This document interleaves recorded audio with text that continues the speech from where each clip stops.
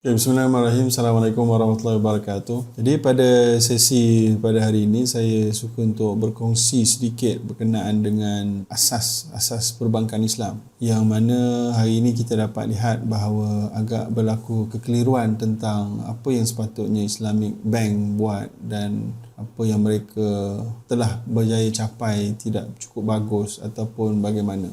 Jadi suka untuk saya jelaskan bahawa kita kena letak satu perkara pada tempatnya. Jadi kalau kita nak faham apa tugas dan kemampuan Islamic Bank, dia ada benda yang dia mampu, ada yang dia tak mampu. Jadi atas kerana itu, kalau kita minta sesuatu yang lebih daripada kemampuannya, dia akan merosakkan Islamic Finance itu sendiri. Walaupun Islamic Finance di negara kita Malaysia sudah mencapai lebih daripada 50% market share berbanding konvensional, dan itu adalah sangat baik, ya.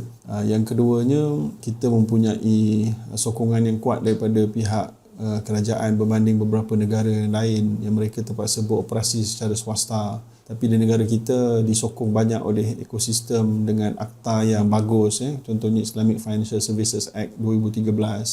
Tapi yang perlu kita faham juga, Islamic Finance sebenarnya dia sebuah syarikat yang mensasarkan keuntungan sebanyak mampu.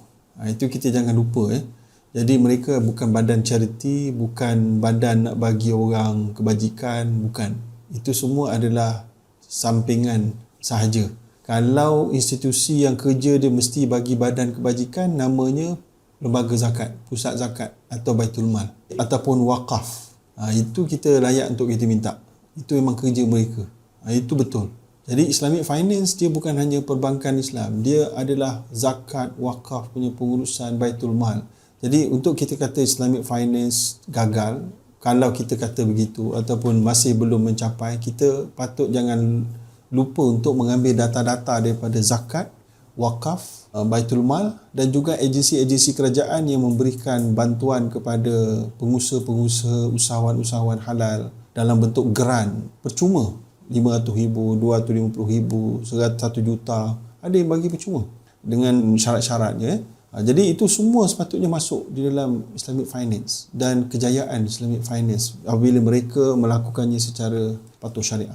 Antara yang lain, institusi ini PUNB sebagai contoh memberikan pembiayaan secara patuh syariah, MARA, Felda, Tekun, Amanah Ikhtiar, berbilion-bilion yang diberikan melalui pelbagai institusi ini dan banyak lagi, tetapi tidak mungkin di-capture di dalam data untuk kita lihat Islamic Finance adalah social finance atau tidak. Sebenarnya semua yang diberikan ini secara patuh syariah sebenarnya adalah social finance yang sangat membantu dan tidak sama dengan commercial rate. Termasuklah LPPSA yang memberikan pembiayaan kepada kaki tangan kerajaan secara patuh syariah dan banyak lagi.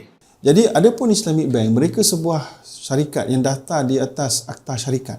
Lalu atas sebab itu mereka mensasarkan keuntungan untuk diberi pada shareholder mereka.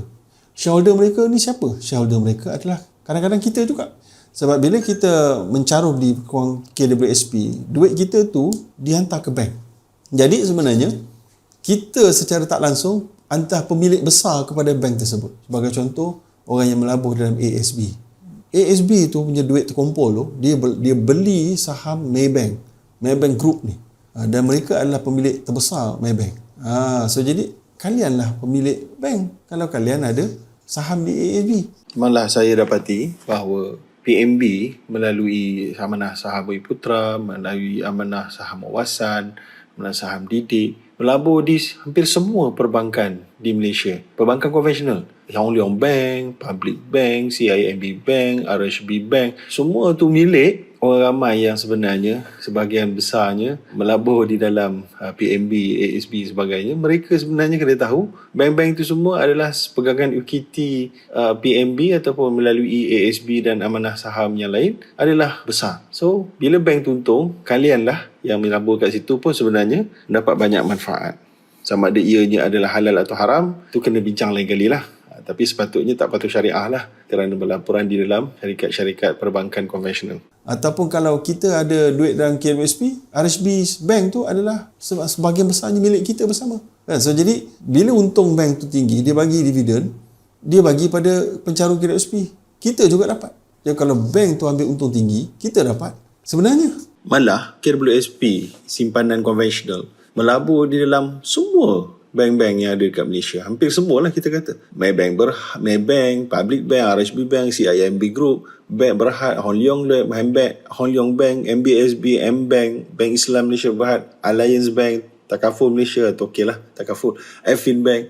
Jadi bayangkan, pegangan dalam Maybank kita bersih 13%, Public Bank 14%, dalam RHB 41%, dalam CIMB 13%, dalam MBSB 65%, dalam Hong Leong 9%, dalam Bank Islam 15%. Itu baguslah. Dalam Alliance 12%, dalam Afin Bank 6%. Bayangkan keuntungan-keuntungan ini yang kita komplain semua sekali ini sampai kepada pemegang-pemegang, pecarum-pecarum dalam simpanan konvensional.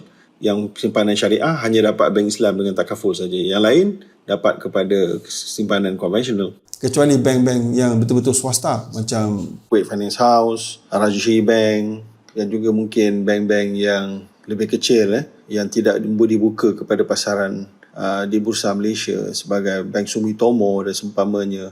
Yang itu mungkin tak ada pegangan awam kat situ. Jadi kesimpulannya, kita tak boleh nak terus black and white. Kata yang ini kena murah, barulah dia mematuhi maqasid syariah. Tak semestinya begitu sebab dia bantu kita ikut cara lain. Itu yang pertama. Yang kedua, kita kena faham bank ni, sistem dia macam ni. Dia adalah financial intermediation. Dia di tengah-tengah ni bank. So dia kerja dia menjadi moderator di antara dua kumpulan masyarakat. Satu kumpulan yang menamakan surplus unit, surplus unit, dan satu lagi deficit unit. Surplus unit ni adalah orang yang mempunyai duit lebih. Adakah kita ni ada surplus? Yes. Selagi mana saudara dan saudari kita ada duit yang cash di dalam bank account, kita adalah surplus unit. Ataupun kita ada bawah bantal kita 10,000 ke, kita ada surplus unit. Itu maknanya surplus, ada duit lebih. Memang kita perlukan pakai, tapi kita bukan kaya pagi makan pagi, kaya petang makan petang. Kalau betul, itu betul lah kita bukan surplus unit. Tapi bagi siapa saja ada duit lebih sikit je, dan dia tak perlu pakai pada hari tersebut, dia nak kena simpan somewhere, dia adalah surplus unit. So untuk memantapkan pengurusan kewangan individu yang ramai ni dalam sebuah negara yang ada duit lebih, bank ditubuhkan untuk menjadi badan yang boleh dipercayai. Dulu, zaman-zaman dulu sebelum wujud bank, kita ada duit lebih, kita nak buat apa? Kita kena beli barang sebagai pelaburan, atau kita masa zaman Nabi dulu, zaman para sahabat, diwakilkan duit tu pada Abdullah bin Zubair bin Awam untuk tolong jadi simpan dan gunakan dan laburkan, kan? Jadi fungsi bank tu dah ada pada zaman sahabat Nabi, ya. Dan Zubair pun kata, aku nak guna duit ni, so aku nak pinjam. Maknanya dia nak buat untung. So boleh bertukar daripada wadi'ah jadi qard. Zubair al-Awwam mengatakan kepada para sahabat lain yang nak dia tolong simpan, dia kata, la walakin huwa salaf anni akhsha alaihi ad-dhi'ah. Dia kata, aku tak mau duk simpan, tak boleh guna ni. Aku nak jadikan dia sebagai pinjaman. Sungguhnya aku bimbang dia hilang. So, jadi hasil daripada tindakan Zubair ni, ramai yang datang bagi duit kepada dia. Dan bukan hanya Zubair al-Awwam, malah beberapa fungsi yang dibuat oleh perbankan hari ini juga ada dilakukan oleh Ibnu Abbas yang mengambil wang perak daripada Mekah dibawa ke Kufah. Abdullah Ibn Zubair pun sama juga, menulis dan juga mengambil wang perak dibawa daripada Kufah bawa ke Mekah dan ke Iraq. Ini adalah salah satu proses kredit transfer ataupun remittance yang mungkin juga boleh kita kata salah satu khidmat perbankan. Sistem tu dah ada. Jadi sekarang itu maknanya nak cari orang yang boleh dipercayai macam Zubair ni susah sama sekarang. Maka sebab tu adanya bank yang di-govern, yang di-regulate dengan cukup detail, boleh dipercayai, tak boleh tipu. Maka kita semua lebih mudah sekarang ni untuk tak perlu cari individu yang kita percaya, dengan tak ada perundangan, kita boleh letak kat bank. Itu tujuan bank. Untuk memanfaatkan kumpulan duit daripada individu, bisnes ataupun government yang ada duit lebih yang belum digunakan. Lalu mereka ni semualah letak dekat bank ni. Dan bank ni akan cari orang-orang yang memerlukan duit. Deficit unit. Kalau deficit nak cari orang surplus, susah. Kalau tuan-tuan ada nak buka kedai, perlukan 100,000. Senang tak nak cari pelabur? Susah. Dia nak percaya tuan-tuan satu hal, nak tahu bisnes ni betul tak betul satu hal. So, jadi sekarang ni dengan adanya bank, dia akan cover bahagian tersebut. Dia akan kumpulkan data orang-orang yang memerlukan, businessman yang memerlukan, dan dia ada department yang akan semak bisnes mereka ni okey ke tak okey, ada peluang risikonya tara mana, ikut undang-undang ke tidak. Mereka akan semak. Dan mereka perlukan 2 juta. Kumpulan ni pula ada berjuta-juta. Mereka ni letak duit kat bank ni gunakan duit mereka ni untuk bagi pada orang ni. Kalau bank konvensional dia bagi secara riba. Kalau Islamic bank dia bagi secara halal. Boleh tak kita bank ni bagi secara halal kat sini yang macam ramai orang nak? Katalah bank Islam bagi pinjaman tak ada faedah. Boleh. Tapi duit kamu kita guna. Kamu nak cucuk duit, hilang lah. Bagi sedekah kat mereka ni. Boleh? Setuju? Tak setuju pula kan? Itu point dia. So jadi sekarang ni, bank ni bagi financing dekat sini dan dia pun nak kena ada duit sebab semua pegawai-pegawai dia nak buat kerja, ambil duit daripada sini, bagi ke sini, orang nak semak orang ni. Dia pun perlukan duit untuk operasi dia. Lagi tinggi gaji boleh bagi pada orang-orang lebih berkualiti. Kalau dia untung kecil, dia tak boleh nak hire orang yang power-power. Orang yang tak handal, lalu banyaklah berlaku penipuan dan ditipu. Jadi, bukti je tuan-tuan, saya tunjukkan tuan-tuan sekarang ni. Kita tengok sama-sama dekat sini. Saya tunjukkan dekat tuan-tuan bagaimana laporan Maybank Islamik. Laporan kewangan Maybank Islamik. Tuan-tuan tengok. Untuk menubuhkan satu bank di negara kita Malaysia, kita perlukan paling kurang 1 bilion. Itu sikit bagi institusi, bagi individu banyaklah. Sebagai contoh dekat Maybank, kita tengok Maybank punya modal untuk tubuh bank Maybank Islamik adalah sebanyak 12 bilion. Ni shareholder equity, share capital dan sebagainya, campur tolak semua 12.8 bilion. 12 bilion saja. Macam mana bank Maybank Islamik boleh jadi Islamic bank terbesar di Malaysia? Dia punya modal sendiri 12 bilion je. Maka ini menunjukkan Maybank Islamik bukan kaya kerana modal dia. Modal dia 12 bilion tapi dia ambil daripada modal orang ramai yang surplus unit. Tunjuk kat mana tadi? Kat sini. Tengok atas. Kita tengok dekat sini. So, kita boleh tengok dekat asset ni dan liability. Tengok ni. Deposit from customers. Tuan-tuan sebanyak 183 bilion. Investment daripada customer 27 bilion. So, total semua sekali bolehlah kata 200 bilion lebih. So maknanya 200 bilion lebih, 12 bilion je duit Maybank punya shareholder fund. Depositors fund 200 bilion. Bermakna Maybank menggunakan duit orang ramai yang menyimpan kat dia, menggunakan akad qard Maybank Islamik, dan daripada situlah dia mendapatkan keuntungan bagi kepada defisit unit dan seumpamanya. Daripada situlah dia boleh membuat keuntungan untuk diri dia dan para pelabur dia dan membantu masyarakat tadi yang defisit unit yang membuat bisnes yang bagus-bagus, ada potensi dia bagi duit kat mereka, dia pun berkembang. Itulah cara bank. Maka kerana itu, kerana Islamic Bank menggunakan duit depositors, maka bank negara sentiasa memantau supaya tidaklah tiba-tiba kita nak cucuk duit kita, tak ada. Sebab dia sibuk duk pergi gairah, duk pergi bagi kat defisit unit kepada pelanggan-pelanggan. Maka kerana itulah bank negara mengawal bank-bank di dalam Malaysia termasuk Islamic Bank dengan ketat, dengan mensyaratkan beberapa syarat. Antaranya kita tengok dekat sini. Kita tengok dekat sini ada capital adequacy. Nampak ni? Capital adequacy ni, ustaz-ustaz yang nak mula Islamic Finance kena tahu. Capital adequacy ni adalah menunjukkan kemampanan dan kekuatan bank tersebut dari sudut modal supaya dia tidak bankrupt. So, bank negara mensyaratkan dia mempunyai beberapa simpanan duit reserve yang boleh dicairkan dengan segera bila perlu dengan bank negara. Kena letak nampak ni. Ada berapa persen semua sekali ni. 13% daripada semua capital dia. Daripada semua ni. Banyak ni. Dan bank di Malaysia, dia tidak bergerak in silo daripada dunia punya perbankan. Kena faham Sebab kita duduk dalam satu masyarakat global. So, businessman luar negara buka syarikat dekat Malaysia punya banyak. Mereka ada bank dekat negara mereka. Mereka punya bank nak berhubung dengan bank Malaysia. Mereka punya standard mereka mesti nak pakai standard yang sama untuk bank mereka punya risiko, management, pengurusan risiko nak mesti sama tahap. Maka perlulah bank Malaysia diberikan rating. Mudah layman cerita, rating. Dan rating yang pertama mesti ada penarafan adalah mesti mengikut Basel III. Ini Basel III. Pak ni. Basel III. Minimum, the principle of Basel III. Basel III ni, dulu punya capital requirement untuk bank 2% saja untuk Basel II. Tapi yang terbaru adalah 4.5% of common equity as percentage of the bank's risk-weighted assets. There is also an extra 2.5% buffer capital requirement that bring the total minimum 7%. Maknanya bank mana-mana bank termasuk Islamic Bank, dia kena ada 7% daripada capital requirement Basel III supaya dia dianggap stabil.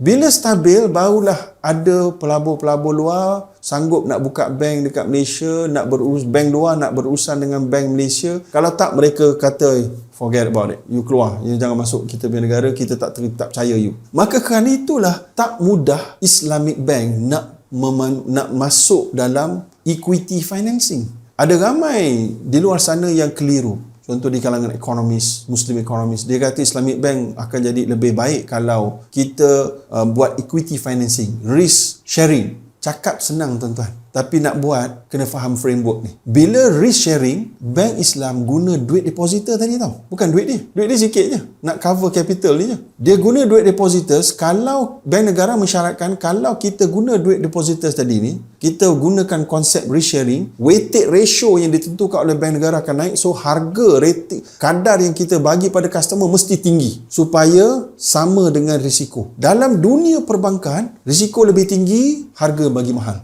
Contoh mudah, kalau ada orang yang dia punya pendapatan gaji dia tak cukup kuat, dia punya kadar faedah dia, kadar keuntungan dia tak berapa bagus, mahal. Orang kaya raya, kadar profit dia adalah kadar yang dia kena bayar kat bank lagi murah. Sebab risiko kurang berbanding yang kumpulan pertama. Itu adalah framework bank yang kita tak mampu nak ubah kerana kita terlalu kecil berbanding dengan framework bank dunia. So jadi kita nak tak nak, kita terpaksa start from somewhere. Apa nama tu? Ma la yudriku kullu la yudriku jullu. Kaedahnya, kalau kita tak boleh buat semua, jangan tinggal semua. So kita kena buat dengan apa yang ada. Itulah nak kena faham usul fiqh dengan maqasid syariah. Kita kena mula from somewhere. Walaupun tak perfect, kita kena mula from somewhere. Sebab tu dah Islamic Bank mula from somewhere. So jadi dia terpaksa ikut bank negara punya regulation, monetary framework dan Basel III punya framework semua sekali, international accounting standard, semua dia kena ikut. Maka ini menyebabkan dia tak boleh nak mudah-mudah bagi risk sharing punya financing, tahu? Sebab dah pernah dia cuba, tapi pelanggan-pelanggan ada yang tipu dan lari, bank rugi. Bank rugi, terpaksalah bank top up, gunakan sebagainya untuk pastikan duit pelanggan sentiasa ada. So bank semakin kecil untung. Semakin kecil untung, dia nak bagi pada shareholder, termasuk EPF, termasuk ASB, termasuk kita fund manager, jadi kurang. So jadi sebab tu kita nak kena faham the whole ecosystem sebelum kita memberi judgement kepada Islamic finance adalah penipuan ke, 3 kali tipu ke dan seumpamanya. Kita kena faham the whole ecosystem terlebih dahulu. Inilah dia syarat kepada seorang yang nak keluarkan hukum. Kita kena al-hukmu ala syai'in far'un an tasawwuri. Nak keluarkan satu hukum atas satu perkara mesti ada gambaran keseluruhan, gambaran keseluruhan. Maka sebab tu kita gunakan konsep gradual, iaitulah tadarruj yang syarak haruskan, iaitulah disebutkan oleh Umar bin Abdul Aziz, innallaha dzammal khamra fil qur'ani marratan wa haramahu fi thalithah. Allah mengharamkan arak 3 kali, 2 kali Allah cela, yang ketiga baru Allah haramkan. Ada stages dia kerana ketidakmampuan. Jadi itulah yang kita berada sekarang, ketidakmampuan ni. Tapi Islamic Bank kita nak teruskan juga. Banding dulu kita terlalu kecil, sekarang kita dah makin besar. Ramai orang dah makin tahu. So jadi sebab itu kita kena faham konsep. Inilah dia konsep Islamic Bank. Mereka guna duit depositors, mereka berikan kepada yang memerlukan dengan ada keuntungan bagi mereka dan memudahkan kepada pelanggan mereka untuk meneruskan bisnes dengan lebih baik. Jadi itulah sebagai penjelasan ringkas berkenaan dengan latar belakang sistem perbankan Islam dan kenapa mereka lebih kepada mencari keuntungan, dan walaupun mereka cari keuntungan, mereka tetap ada banyak Islamic Bank bayar zakat, jangan lupa. Yang kedua, mereka ada juga bajet CSR yang bagi sedekah dan bantuan pun masih ada walaupun bukan kewajipan. Satu lagi poin, apa beza Islamic Bank dengan penjual makanan halal? Kenapa orang tak mengecam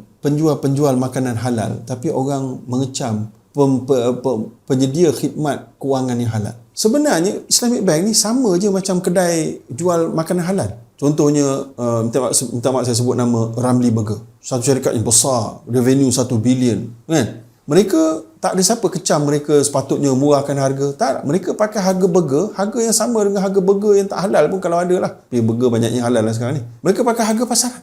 Walaupun mungkin mereka boleh jual lebih murah daripada harga pasaran, tapi mereka pakai harga pasaran. Tak ada siapa kata, oh Ramly Burger jual burger halal tapi kenapa harga tak ihsan kepada masyarakat. Tak ada. Harga dia macam tu juga. Nugget dia macam tu juga. Harga dia mahal. Kan? Bagi siapa yang mampu beli, siapa tak mampu tak payah beli. Dan dia untung banyak. So jadi sama juga Islamic Bank. Islamic Bank adalah kerja dia bukan jual burger. Kerja dia adalah khidmat kewangan yang halal. Mereka cari untung pakai harga pasaran. Dulu ialah mahal, sekarang tak, harga pasaran. Maka burger pun sama, jual baju pun sama. Banyak syarikat jual baju, beratus juta untung, beratus juta sales kan. Jual baju harga pasaran. Baju fashion yang halal, makanan yang halal. Sama je.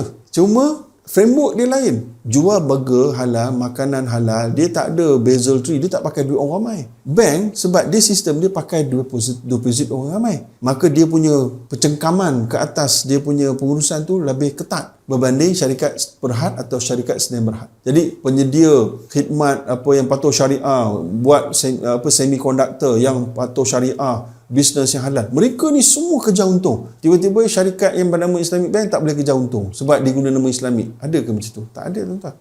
Baik, satu lagi, kita kena faham bahawa bila mana bank membuat pembiayaan, so dia mencipta keberhutangan masyarakat kepada bank. Dan bank kena sentiasa jaga, sebab kita punya pengalaman pun, ramai tak adik-beradik kita yang pinjam duit tak bayar balik? Ramai tak kawan-kawan kita yang pinjam duit tak bayar balik? Masa nak pinjam, lemah gemalai kan, dah bagi pinjam hilang, kontak pun tak balas, blue tick pun tak boleh balas kan. Bayangkan kalau itu berlaku kepada duit bank. Bank pakai duit, bukan duit bank, duit orang ramai yang masuk situ. Itu yang saya kata, tiba-tiba kita cucuk duit tak keluar duit. Sebab terima kasih sedekah anda, orang tu kita nak bayar, nak bagi mudah orang dapat pembiayaan, kita bagi kat mereka tak bayar balik. So terima kasih, duit kita guna duit anda. Dia suka tak?